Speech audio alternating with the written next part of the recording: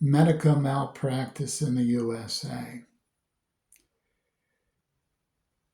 Many of us have victims of malpractice in our family.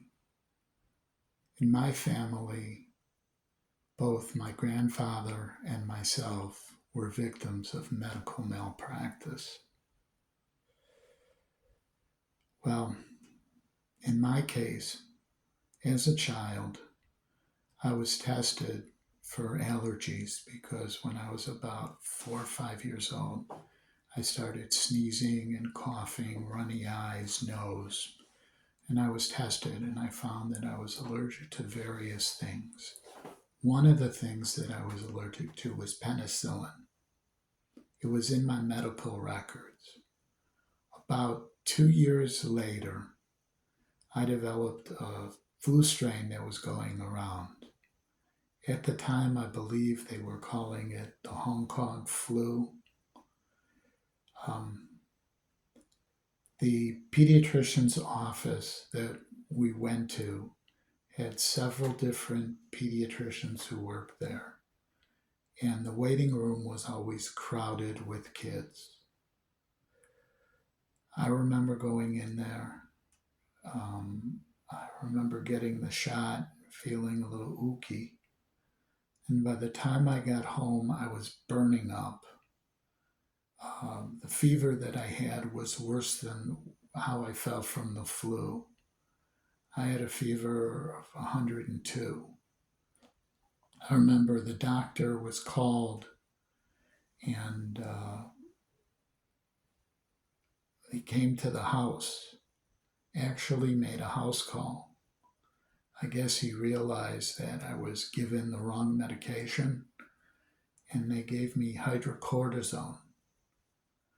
The hydrocortisone did counteract the reaction I had to the penicillin and I survived. On the other hand, when my grandfather was prescribed a medication for psoriasis that had a warning label that suggested that people be tested, have blood tests to see how it's affecting their liver. The doctor never advised him for blood tests, never to draw blood to check his liver functions, and continued to prescribe the drug. He developed cirrhosis of the liver and died from it. It was a painful death. It took over 6 months. Neither my parents, or should I say my mother, nor my grandmother sued either of the two doctors.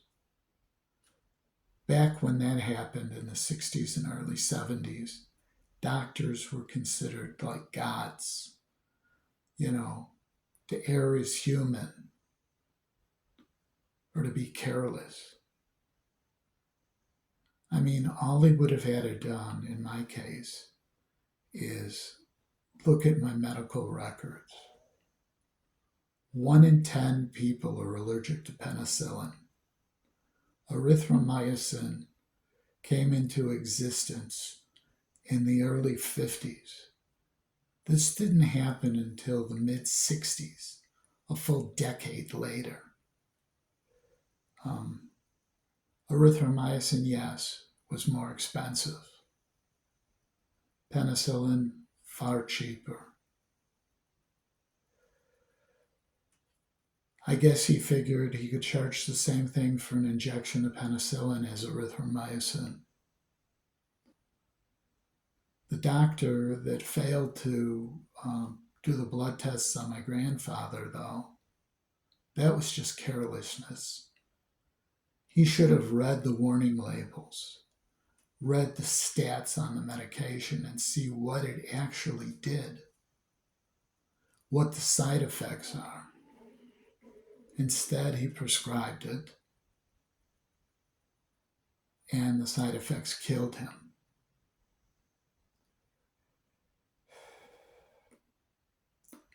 They say that of the malpractices, of the half of them are from doctors prescribing the wrong drugs. The other half is from neglect and surgical errors.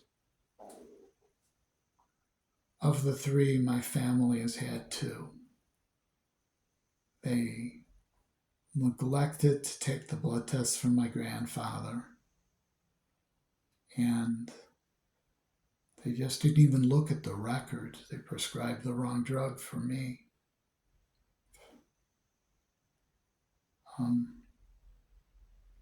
The AMA really isn't a beneficial organization for the public. For over 25 years, the AMA limited the number of physicians. This kind of ended in 2023. President Biden, along with Congress, passed a bill increasing the number of medical slots opening in the medical schools to help combat the shortage in doctors. The problem is that it's not a quick fix. It takes 8 years for someone to become a doctor after they finish 4 years of college and get their bachelor's.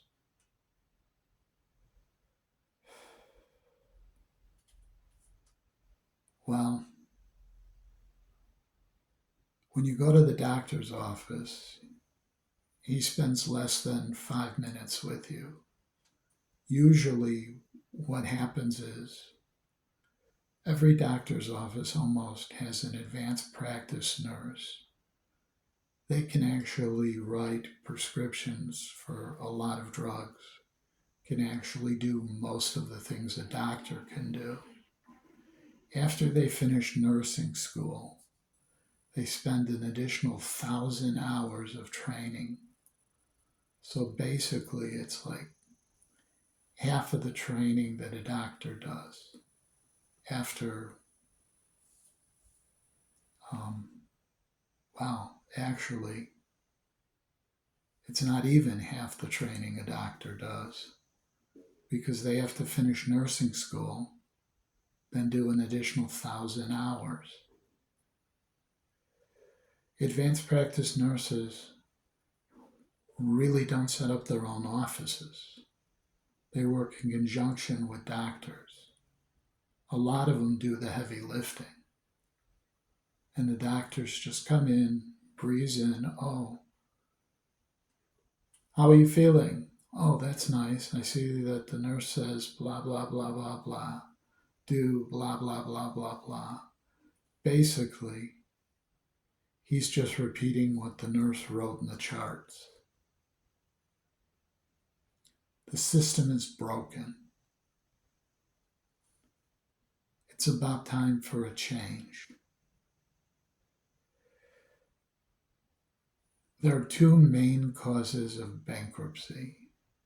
One of them is loss of a job. The second one is medical bills.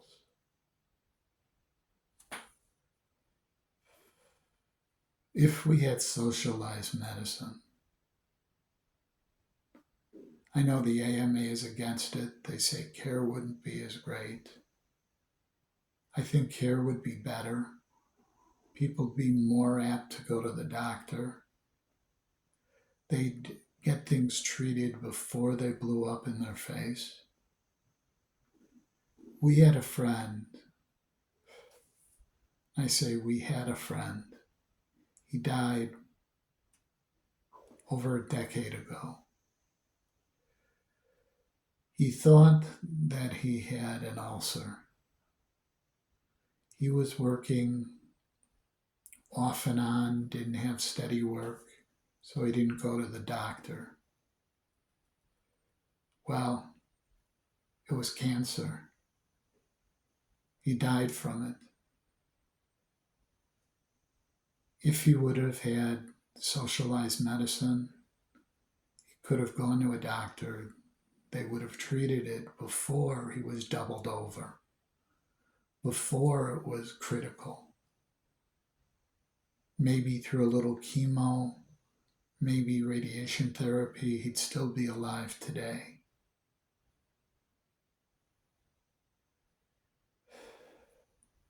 If only we had a healthcare system that cared. Just food for thought.